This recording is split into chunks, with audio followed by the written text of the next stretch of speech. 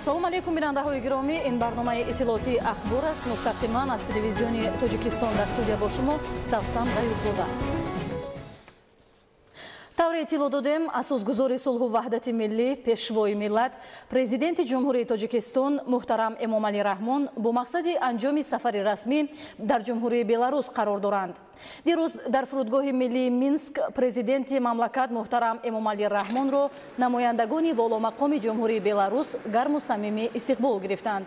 мавриди зикр аст ки то имрӯз бо талошҳои пайвастаи давлату ҳукумати кишвар, сиёсати дурбинонаи хориҷии дарҳои бози пешвои миллат, иродаи қавии сарони давлатҳо ва муколамаи сатҳи олии Тоҷикистону Беларус, муносибатҳои дӯстию ҳамкории ду давлат сатҳу сифати нав касб кардааст.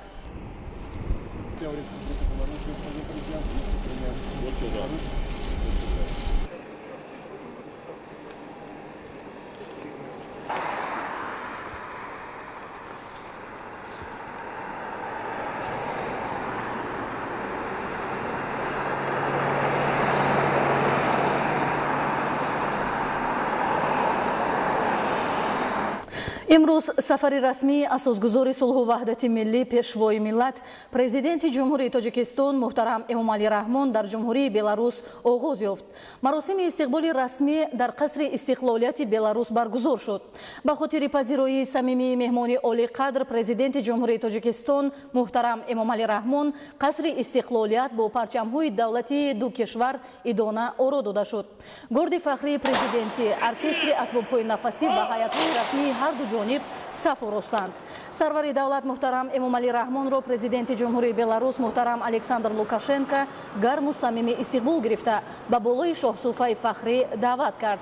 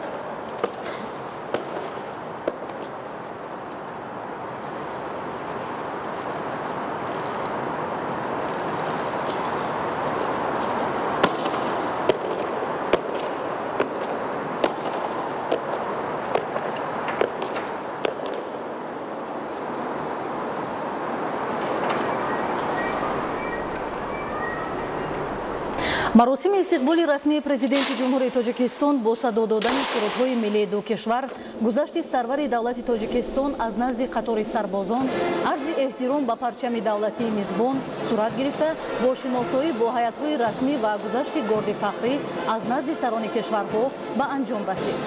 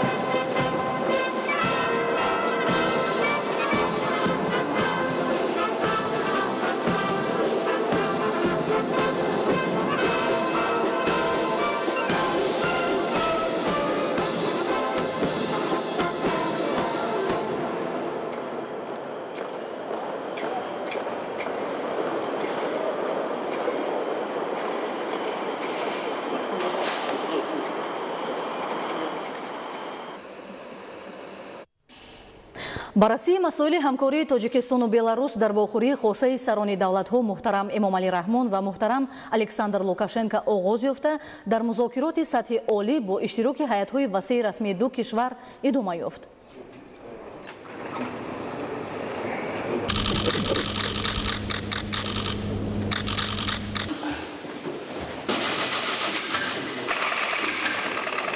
Эмомали Шарипович, ждали вас, очень ждали, готовились вместе с вашим посольством, посла приглашал, обсудили все детали и нюансы, хотя, конечно, пришлось вносить коррективы в переговорах с вами, когда недавно разговаривали. Но очень рад, что вы приехали. Вы истинный не только мой друг, но и друг белорусского народа. У нас, вы знаете, большое культурное событие, не только спортивное. Здесь тысячи иностранцев. Они некоторые, в большинстве своем, открывают Беларусь для себя, удивляются, что у них были другие представления. Ну, у вас-то представление о Беларуси правильное, и я очень рад, что вы, приехав к нам, побудете на закрытии этих игр послезавтра. Но главное, это наши с вами переговоры, где мы подкорректируем нашу дорожную карту отношений в плане интенсификации, поговорим о более тесном сотрудничестве между Таджикистаном, Беларусью и третьими странами, особенно с Афганистаном. Вы предлагали, что надо подтягивать к этому сотрудничеству Афганистан. Я вам очень благодарен за серьезный, это не просто знак, закладка 2 садов в Брестской и Гомельской области. Это попытка нам найти новые культуры для производства товаров сельскохозяйственного назначения в Беларуси, тех, которые мы раньше не производили. Аналогичным путем мы пытаемся сотрудничать с Узбекистаном, там бахчевые культуры, их специалисты, тоже так как ваши приезжали сюда, кое-что мы уже высадили в этом году, получили очень высокую оценку специалистов Узбекистана, ну а таджикские специалисты давно здесь работают вместе с нами и продвигают вот это направление. Мною поставлена задача перед сельским хозяйством выйти на производство новых видов продукции, которые раньше не производились. Климат жестоко изменился, мы особенно это почувствовали в этом году, когда стоит жара, наверное, выше температура, чем в Душанбе. Ну, спасибо вам, вы вчера привезли нам хорошую погоду, прошли дожди, особенно в центре Беларуси. Словом, непростой год, но думаю, что он будет лучше, чем прошлый год и в сельском хозяйстве, но, естественно, и по переработке сельхозпродукции, и по продуктам питания. Словом, есть очень много вопросов, которые мы с вами можем обсудить сегодня. Мы сможем подключиться к этим переговорам и Владимир Путину, поговорить, я думаю, втроем вы не будете против. У нас также есть вопросы в рамках СНГ и в рамках ОДКБ, нашего оборонного союза. Словом, скучать мы вам не дадим. Сколько поручений после этого и времени не останется. Большое спасибо, уважаемый Александр Григорьевич, за приглашение. Признателен за радушный прием и гостеприимство. Поздравляю вас с успешной созданием такой колоссальной мирового масштаба, как вы сказали, не только спортивную, но и культурную программу вторых европейских игр. Таджикско-белорусские отношения дружбы и сотрудничества имеют тенденцию к поступательному развитию. Я думаю, что вы правильно отметили, мы сегодня с вами подпишем и договор о стратегическом партнерстве, то есть теперь работать в новом формате. То, что касается выполнения нашей договоренности после вашего официального визита в Душанбе, основное выполняется, мы очень удовлетворены, но надо сегодня дать поручение, еще есть очень незадействованные механизмы и возможности. Не только в аграрном секторе, но в первом долгом аграрном секторе, так особенно в области растениеводства, так животноводства, в области машиностроения. То, что мы с вами запустили, они работают очень успешно. Имеется хорошая очень база взаимодействия, сотрудничества и перспективы. Не только в рамках нашей двусторонней, но и, естественно, и в регионе, то есть Афганистан, другими странами в нашем регионе. Мне очень благодарны. Я прилетел к своему брату.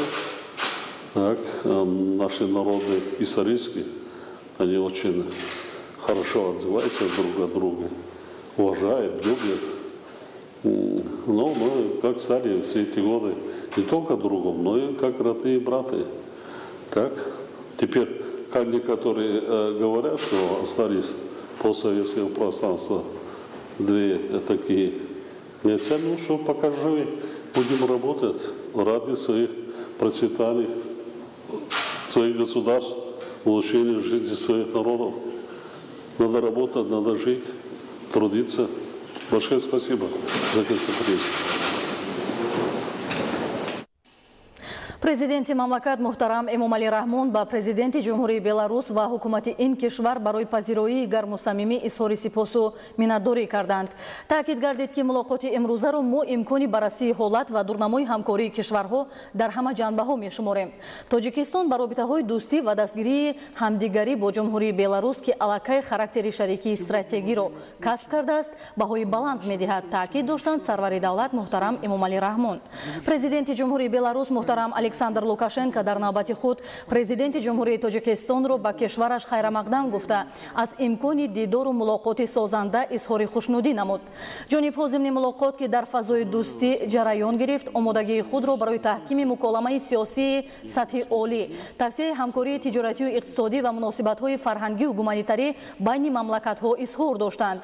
чунин омодагӣ ҳамзамон барои ба роҳ мондани робитаҳои зичу пурсамар байни минтақаҳои ду кишвар ва субъектҳои хоҷагидори Тоҷикистону Беларус таъкид шуд. зикр гардид ки барои ноил шудан ба ҳадафҳои судманд истифодаи фаъоли сохторҳои комиссияи байниҳукуматӣ оид ба ҳамкории тиҷоратию иқтисодӣ зарур аст.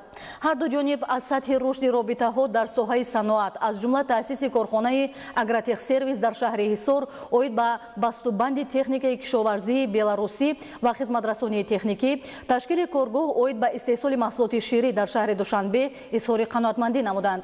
ҷонибҳо ҳамчунин оид ба таҳкими ҳамкорӣ дар соҳаҳои растанипарварӣ, тухмипарварӣ, инчунин истеҳсоли маҳсулоти ширию гӯштӣ, афзоиши содироти меваю хушкмеваҳо ба Беларус ва дигар бахшҳои барои ҳар ду ҷониб судовар табодули андеша карданд. дар мулоқот ҳамчунин дигар масъалаҳои муҳими бар нафъи мардумони кишварҳо дар соҳаҳои фарҳангию гуманитарӣ, маориф, тандурустӣ, сайёҳӣ, ҳамкории муассисаҳои олии таълимии Тоҷикистону Беларус, аз навсозии парки нақлиётии шаҳри Душанбе бо харидории троллейбусҳои истеҳсолии Беларус ва дигар мавзӯъҳо баррасӣ гардид.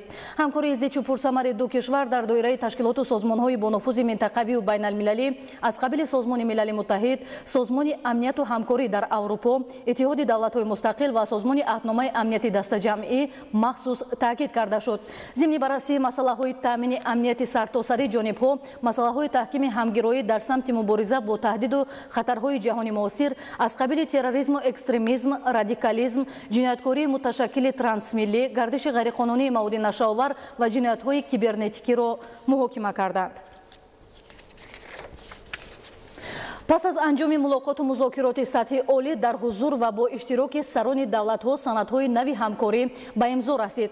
нахуст зери изҳороти муштараки президенти ҷумҳурии Тоҷикистон ва президенти ҷумҳурии Беларус ва шартнома оид ба шарикии стратегӣ байни ҷумҳурии Тоҷикистон ва ҷумҳурии Беларус муҳтарам Эмомалӣ Раҳмон ва муҳтарам Александр Лукашенко имзо гузоштанд.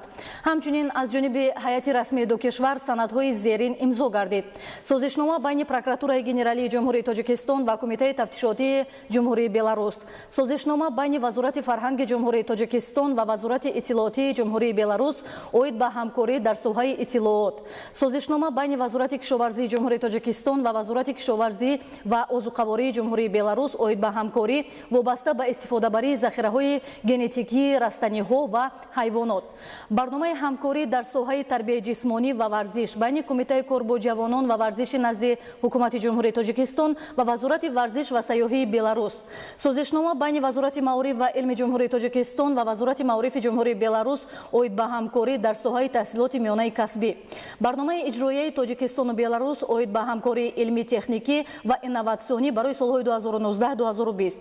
Созишнома оид ба ҳамкорӣ байни агентии хизмати давлатӣ назди президенти ҷумҳурии Тоҷикистон ва академияи идоракунӣ назди президенти ҷумҳурии Беларус.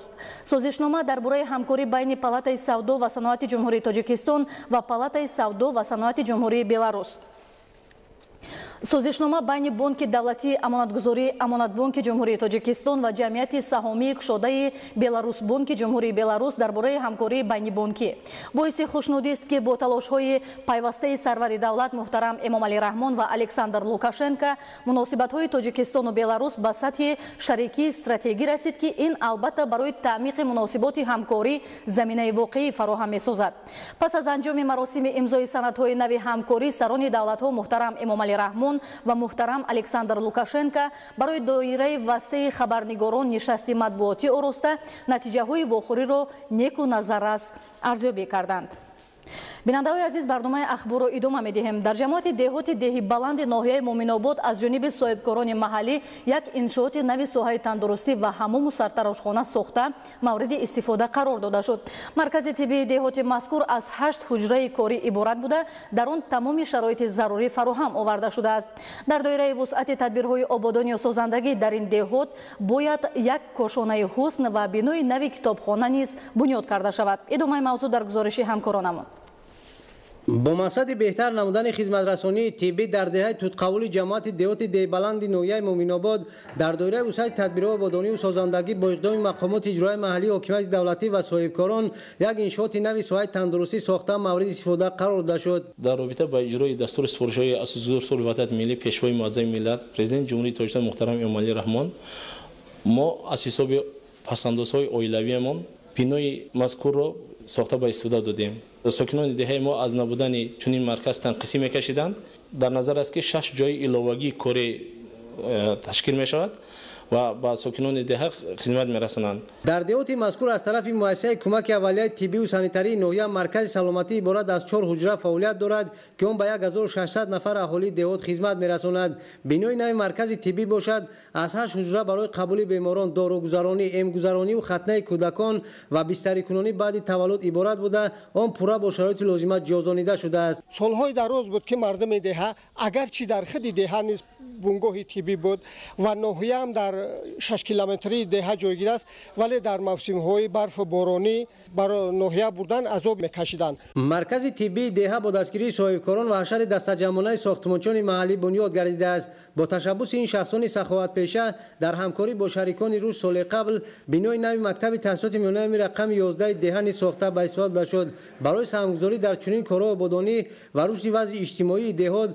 برادران صاحبکار آدینه فا با سپاسنامه مقامات اجرایی محلی و حکومت دولتی قدرشناسی کرده شدند. در دهه سرمایه‌داری جماعت دهات مذکور نیز با اقدام صاحبکار محلی نورعلی میرزایف حمام و سرتراشخانه با تشکیل 4 جای نوی کاری به استفاده شد. ساختمان این انشاءات ماه فوریه سال روان آغاز گردیده. امسال در نزد حمام زمانوی یک کاشانه حسن و تا سال 2021 باید یک بنای کتابخانه نیز ساخته مورد استفاده قرار داده شود. نمایندگان مقامات پروکراتورا و مسئولین مقامات اجرایی محلی و حکومت دولتی با صفت کارهای ساختمانی و سهم صاحبکاران در وسعت چنین کارهای آبادانی توجه ظاهر کرده ابراز داشتند که امسال از طرف صاحبکار نورعلی میرزایف یک کارگاه خرد استحصال محصولات شیرین نیز به استفاده داده شده است. در پیروی از این گونه اقدام‌های سازندگی و بنیادکاری در موضع 40 دختران نوحیه از جانب مؤسسه دولتی خواجگی جنگل نوحیه که یک بخش فعالیت کارمندان ساحت جمع‌آوری گیاهای شفابخش است، مغازه فروش گیاها و خوش‌میوه‌ها به استفاده داده شد که در آن نامگوی زیاد گیاهای توابتی با نرخ‌های دسترس به ساکنان پیشنهاد کرده می‌شود.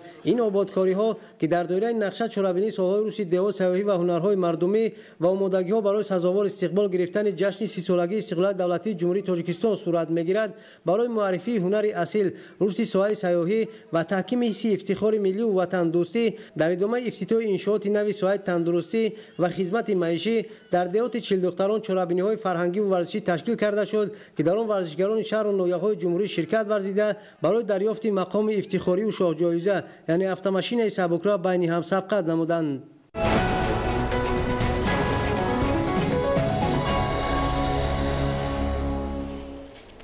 кишоварзону хоҷагидорони ноҳияи дӯстии вилояти хатлон дар парваришу истеҳсоли полезиҳо таҷрибаи бой дошта ҳамасола дар таъмини бозори истеъмолӣ бо полезиҳо саҳм мегузоранд.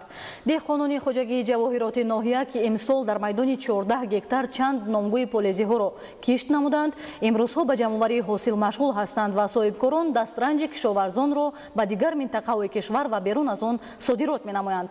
гузориши худойдоди Раҷаб ва Искандари Саид.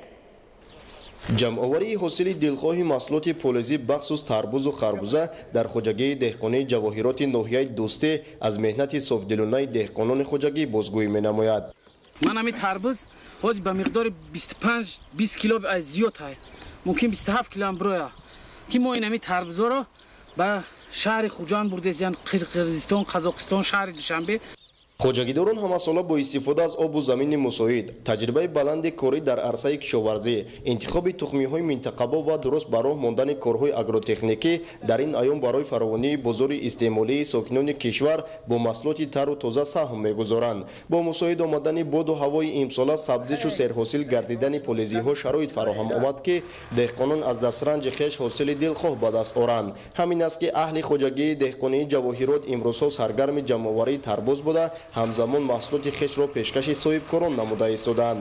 аз давраи аввали ҷамъоварии ҳосили полезии соҳибкорону харидорон аз ин хоҷагӣ маҳсулотро бо нархи дастрас харидорӣ карда ба бозорҳои дохилу хориҷи кишвар содирот менамоянд. деҳқонимон манад нақс шуда истодааст ки ҳозир мана харидоро соҳибкоро аз ҳар ҷо омада ба давлатҳои Россия, Қазоқистон, Қирғизистон содирот карда бурда истодаанд. тарбуз нақс шуда сол харбуза амина нақс шудаги. хоҷагии деҳқонии ҷавоҳирот дар ҳудуди ноҳияи дӯстӣ яке аз хоҷагиҳои калонтарину серсоҳа ба ҳисоб рафта, аз соли 2009 ин ҷониб дар майдони 114 гектар таъсис ёфтааст. айни замон дар хоҷагии мазкур 79 гектар боғи меваҳояш барои содирот нигаронида шуда, 10 гектар пахта, 14 гектар полезӣ мавҷуд буда, хоҷагидорон баъди ҷамъоварии ғалладонагиҳо дар майдони 10 гектар замин кишти шолӣ гузаронидаанд. деҳқонону кишоварзон баробари соҳиби аслии замин гардидан мустақилона вобаста ба талаботи бозор маҳсулоти гуногунро кишту парвариш намуда, баҳри ҳарчи бештар фоида ба даст овардан ҳар ваҷаби замини дар ихтиёр доштаро мақсадноку оқилона истифода мебаранд. деҳқоно беҳад мо хурсандем ки бисёр соли бобарор, соли хуб, пурфайзу пурбарака, хароҷотҳои кардагӣ мана ҳозир бор кардем, бо даромади хубам мегирем. аҳли заҳмати хоҷагии деҳқонии ҷавоҳирот дар ноҳияи дӯстӣ дар баробари кишту истеҳсоли маҳсулоти гуногуни кишоварзӣ ҳамчунин ба парвариши замбури асал шуғул варзида, ҳамасола теъдоди оилаи замбурро зиёд менамоянд. қобили тазаккур аст ки кишоварзони ноҳияи дӯстӣ талош бар он доранд ки тавассути меҳнати софдилона дар фаровонии бозор, баланд бардоштани сатҳи рӯзгори сокинон ва боло рафтани ҳаҷми содироти маҳсулот ба хориҷи кишвар саҳмгузор бошанд. худойдоди Раҷаб, Искандари Саид, ноҳияи дӯстӣ, ахбор.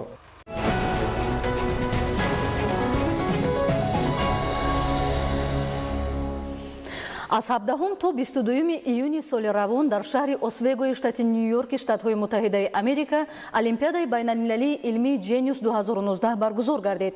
дар олимпиадаи мазкур хонандагони тоҷик иштирок намуда бо гирифтани 22 медал ба Тоҷикистон баргаштанд. хабарнигорони мо гузориш медиҳанд.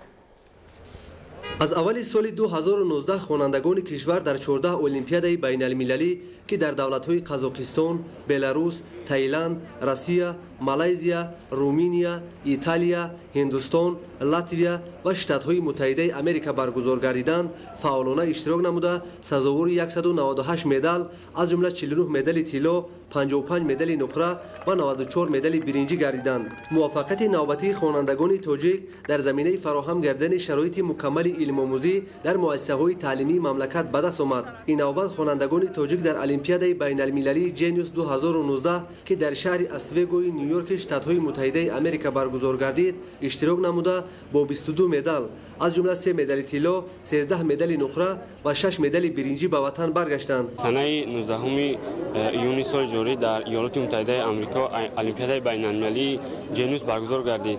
дар ин олимпиада аз 74 мамлакати дунё 1289 хонанда иштирок намуданд. ман низ дар ин олимпиада иштирок намуда сазовори ҷои дуюм гаштам. қаблан низ бо ҳамин лоиҳаи худ дар давлати малайзия низ иштирок намуда сазовори медали тилло ва соҳиби шоҳҷоиза гашта будам. мавзӯи ман дар ин олимпиада яъне омӯзиши баъзе аз хусусиятҳои биологии фулерин буд. ин яъне дар тиб хеле хуб истифода бурда мешавад, яъне барои баланд бароштани иммунитети инсон ва инчунин мо метавонем ки фулеринро ба дигар дороҳо пайваст намуда баъд ба организми инсон ворид намоем. лоиҳаи пешниҳоднамудаи ман аз фани ботаника буда дар бораи дарахтони сӯзанбар ки бештар оксигенро нисбат ба дигар дарахтон медиҳанд пешниҳод намудам, азбаски ҳамин расидани оксиген ва ифлос шудани ҳаво яке аз проблемаҳои глобалии ҷаҳон мебошад. лоиҳаи ман аз тарафи доварон хеле хуб қабул карда шуд ва онҳо ба ман ҷои дуюмро сазовор донистанд. ғолибони олимпиадаро дар фурудгоҳи байналмилалии душанбе намояндагони сохторҳои дахлдор, омӯзгорони литсеи интернати президентӣ барои кӯдакони болояқати ҷумҳурии Тоҷикистон ва падару модарон пешвоз гирифтанд.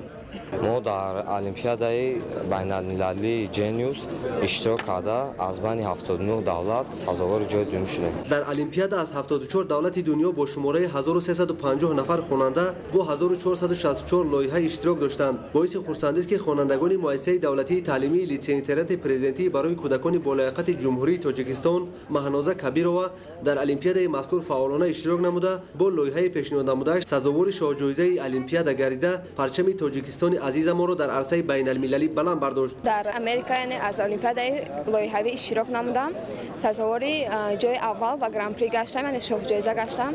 ифтихор аз он мекунам ки дар литсеи бонуфуз бо номи литсеи интернати президентӣ барои кӯдакони болояқати ҷумҳури Тоҷикистон таҳсил менамоям ки ва мо тамоми шароитҳоро муҳайя сохтанд то мо метавонем дар чунин олимпиадаҳои сатҳи байналмилалӣ яъне иштирок намоему Тоҷикистони худро дар арсаи ҷаҳон муаррифӣ намоем. омӯзгорон ва иштирокчиёни олимпиадаи байналмилалӣ таъкид медоранд дастгирии ҳукумати ҷумҳурии Тоҷикистон ва мавҷуд будани шароити арзандаи таҳсил боис гардид ки чунин муваффақият ба даст ояд. албатта ҳамаи ин дастовардҳое ки ҷавонони мо хонандагони мо ба даст меоранд аз роҳбарии хиратмандонаи пешвои миллат сарвари маҳбубу муаззами мо Эмомалӣ Раҳмон мебошад ки ҷавонони мо имрӯз имконият пайдо мекунанд ки дар тамоми гӯшаву канори олам рафта дар озмунҳо иштирок мекунанд ва парчами ҷумҳурии азизамонро боло мекунанд. дар ин озмуне ки дар шаҳрчаи Освегои Иёлоти Муттаҳидаи Амрико баргузор гардид дар бораи проблемаҳои муҳити зистӣ буд ки хонандагони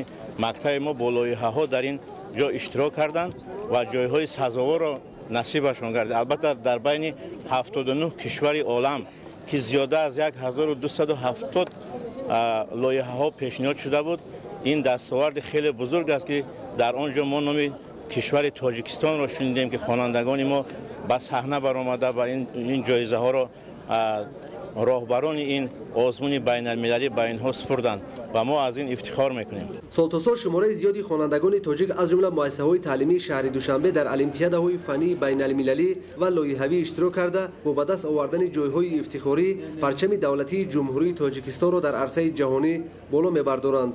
Нуралӣ Сафомиддин, Раҷабалӣ Маҳмадалӣ барои барномаи ахбор. бинандаҳои гиромӣ, ин буд якчанд хабару гузорише ки ҳамкоронамон то ин лаҳза баҳри шумо омода намуданд. хайр, саломат бошед.